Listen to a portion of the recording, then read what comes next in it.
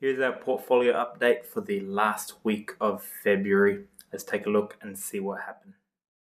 Well, February is over, and in the last week we saw a gain of 0.44% in our portfolio. That's 0.44% in our portfolio. Let's jump into our profile. We're on the home screen of eToro at the moment. Into our profile here.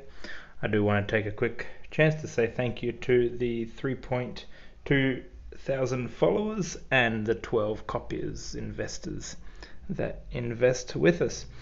So we're currently on a risk score of 4. I like to sit around 3, 4 and 5 for our risk score.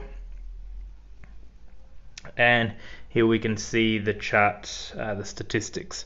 So did 0.44 of a gain for the week. Month to date and finishing off the month, we are down 2.94 for February, and for year to date we're currently down 4.86%. The software companies have taken a hit. This month we did invest into our portfolio. Let's jump across into our portfolio now. I'll move that across there. We added funds into our portfolio and we invested them into VUG, which makes up part of our foundational ETF holdings. VUG, VTI, and VOO, along with RSP, makes up our foundational portfolio, or the ETFs that make up like the base of our portfolio that we build on. Now, VUG is a growth ETF with over 200 growth companies in it.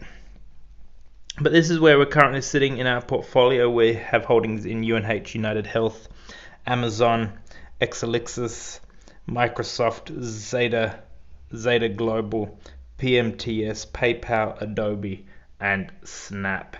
And what's had a hit this year so far is the software companies.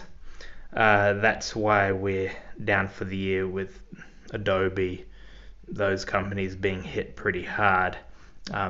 Zeta Global had a strong start to the year but has pulled back a bit since then.